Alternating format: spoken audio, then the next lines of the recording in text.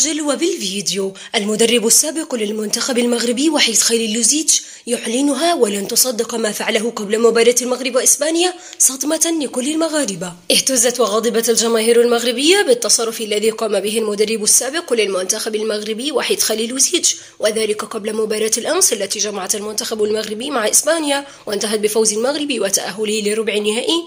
وما قام به خليل لوزيتش لا يصدق، وإليكم باقي التفاصيل. كانت كل الجماهير المغربية والمغاربة يتوقعون سماع التهاني من المدرب السابق خليل لوزيتش بعد فوز المنتخب المغربي في أغلب مبارياته وتأهله للدور الثمن النهائي ثم الربع النهائي، وأيضا لأنه كان مدرب للمنتخب لأكثر من 3 سنوات، حيث اختار الصمت في كل مباريات المغرب في كأس العالم، وكل مباراة يفوز بها المغرب. ويبدو أنه قرر كسر هذا الصمت خلال مباراة المغرب وإسبانيا يوم الأمس، فما قام به قبل المباراة كان صدمة لكل المغاربة وغير متوقع أبدا، حيث تداولت العديد من الحسابات على مواقع التواصل صورا ومقاطع فيديو تظهر وبوضوح المدرب السابق للمنتخب المغربي وحيد خليل لوزيتش وسط الجماهير الأسبانية وهو يحمل العلم الأسباني أثناء مباراة المغرب وإسبانيا. هذا ما شكل صدمة للجماهير المغربية، واعتبروا هذا التصرف بالغير أخلاقي، وإنه يعبر عن حقده بعد إقالته من تدريب المنتخب المغربي.